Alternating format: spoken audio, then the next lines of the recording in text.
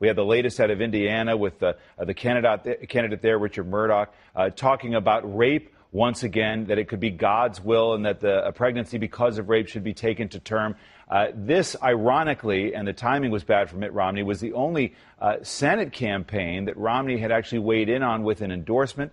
And so the Democratic National Committee aired this ad to get into this debate. This fall, I'm supporting Richard Murdoch for Senate. Even when life begins in that horrible situation of rape, that it is something that God intended to happen. This is a man who I want to see in Washington to make sure that we can not just talk about changing things, but actually have the votes to get things changed. And this follows, of course, the Todd Akin, who's a candidate in Missouri, talking about legitimate rape. That's really rare. If it's a legitimate rape, the female body has ways to try to shut that whole thing down. But let's assume that maybe that didn't work or something. Carly Fiorina, this seems to me to be a cultural problem within the Republican Party. You can't lay this at the feet of Mitt Romney, to be sure, but there are a lot of women who are seeing this as fundamental disrespect for women that is part of the Republican Party. How do you see it? Well, first of all, talk about bad timing for Mitt Romney's endorsement. Richard Murdoch said a really stupid thing. And Governor Romney's position on life is identical to Richard Murdoch's Democratic opponent.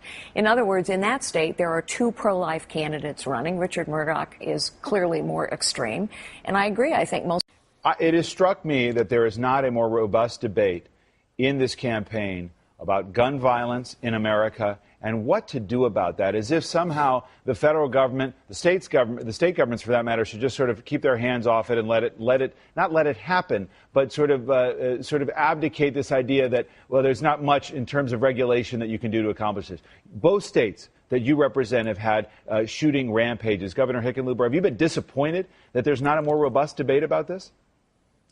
No, I think that if you look at some of the weapons that people are using in these senseless attacks, 12-gauge shotguns, what are there, 120 million out there?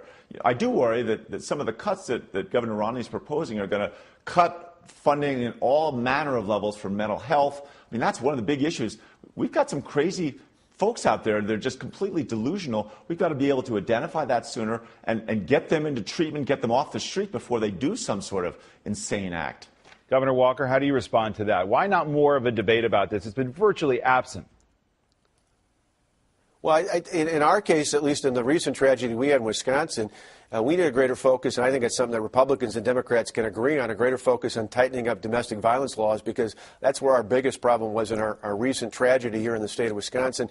We didn't do enough in this state, apparently, at least at the local level, to adequately enforce those laws. We didn't do enough to stand up for domestic violence victims in our state at the local level. We need to do more of that, and that's something that I think isn't a partisan issue, and it's certainly something that at the federal, the state, and at the local level needs to be highlighted. All right, we're going to leave it there. We'll be watching both your states very closely in the days up to Election Day. Thanks, governors, to both of you.